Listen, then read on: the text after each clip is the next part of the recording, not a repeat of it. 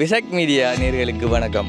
பொதுவாகவே அரசியலை பற்றி பல கருத்து இருக்குது. நான் அரசியலுக்கு வந்து அது செய்வேன் இது செய்வேன்னு சொல்லி இதே ஒரு டாப்பிக்கை எடுத்து கொண்டு வந்து நீங்கள் ஒரு ஜனாதிபதியாக அந்த நாட்டுக்கு வந்தீங்கன்னு சொன்னால் வந்து முதல் மாற்றம் என்ன செய்ய போகிறீங்கன்னு சொல்லி நம்ம பப்ளிக்கிட்ட ஒப்பீனியன் கேட்க போகிறோம். நாட்டுக்கு ஜனாதிபதியாக வந்தால் முதல் வேலை என்ன செய்வீங்க? ஃபஸ்ட்டாக இது நம்ம பைக் ஓடுறோம். இந்த வயசில் வந்து வளர்ந்த வயசில் ஃபஸ்ட்டாக வந்து பெட்ரோல் விலையை குறைச்சா நம்ம வந்து பைக் வாங்கினா பெட்ரோல் வந்து அடிச்சு ஓடலாம். இல்லாட்டி சைக்கிளை தமிழ் இதுயணும். பெட்ரோல் விலையை குறைக்கணும். ப்ரோ, நீங்கள் நாட்டு ஜனாதிபதியாக வந்தீங்கன்னு சொன்னால் நீங்கள் செய்கிற ஒரு முதல் மாற்றம் என்ன? நான் ஜனாதிபதி வந்தால் இப்போ ஒவ்வொரு மக்களாக இருக்காங்க தானே, ஒரு கம்யூனிட்டி, அவங்களுக்கு இடையில் வந்து ஒரு புரிந்துணர்வை ஏற்படுத்துறது தான் இந்த முதலாவது வேலையாக இருக்கும். நீங்கள் வந்து ஸ்ரீலங்காவோட ஜனாதிபதியாக வந்தீங்கன்னு சொன்னால் நீங்கள் செய்கிற முதல் மாற்றம் என்ன? நான் இந்த நாட்டுக்கு ஜனாதிபதி வந்திருந்தால் இந்த நாட்டில் வறுமையினால் சாகுறாங்க வரும் வறுமை இல்லாத நாடாக மாற்றி. ப்ரோ, நீங்கள் இந்த நாட்டு ஜனாதிபதியாக வந்தீங்கன்னா என்ன மாற்றம் ஃபஸ்ட்டாக செய்வீங்க? முக்கியமாக வந்து இந்த பெட்ரோல் விலையெல்லாம் குறைப்பேன்.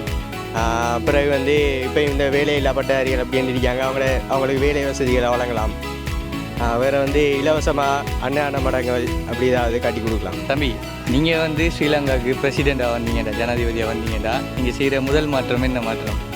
ஓமண்ணா, அது ஸ்ரீலங்காவில் ஜனாதிபதியாக வந்தேன்டா இந்த காலகட்டத்தில் நிறைய குடும்பங்கள் வேலை வாய்ப்பு இல்லாமல் இருக்கி குடும்பங்களுக்கு வேலை வாய்ப்பை பெற்றுத்தருவேன். ஏன்டா இதால் ஒரு குடும்பத்தோட தலைமை தாங்கிற ஒரு அப்பா அவருக்கே வேலை வாட்டி இல்லாட்டி அதில் பாதிக்கப்படுறது அது பிள்ளைகள், அது வருங்கால சமுதாயமே அதில் பாதிக்கப்படுது. அதில் நான் ஜனாதிபதியாக வந்தேன்டா வேலை வாய்ப்பு இல்லாத குடும்பங்களுக்கு வேலை வாய்ப்பு பெற்று. நீங்கள் ஸ்ரீலங்காவுக்கு ஜனாதிபதியாக வந்தீங்கடா, நீங்கள் செய்கிற முதல் மாற்றம் என்ன மாற்றம்?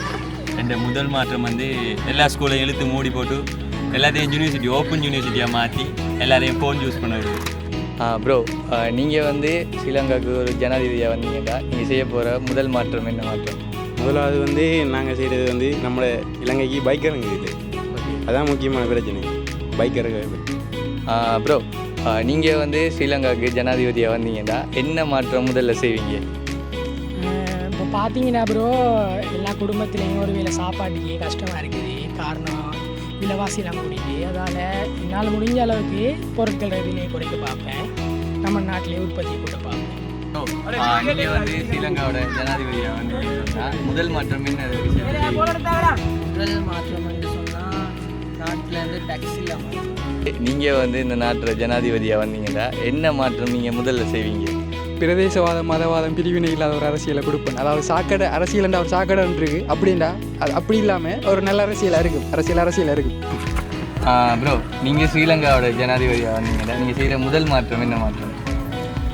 நான் ஜனாதிபதி வந்தேன்னு சொன்னால் இப்போ பிச்சை எடுக்கிறதுக்குன்னு சொல்லி ஒரு இருக்காங்க, அவங்க ஏழாவது ஆக்கள். அவங்க ஓகே இப்போ என்னென்னு சொன்னால் அவங்க எல்லாருக்கும் வந்து மகனோ ஆற ஒரு ஆள் இருக்காங்க. இப்போ இல்லைன்னு சொல்லலாம், இல்லை இப்போ அவங்களுக்கு ஒரு திறமையே இல்லை உண்மையாகவேன்னு சொன்னால் அவங்களுக்குன்னு சொல்லி ஒரு இடத்தை பராமரிக்கிறது அரசாங்கத்தால் நடந்து அவங்களுக்கு என்னெல்லாம் தேவையோ எல்லாம் அரசாங்கத்தால் கொடுக்கணும்.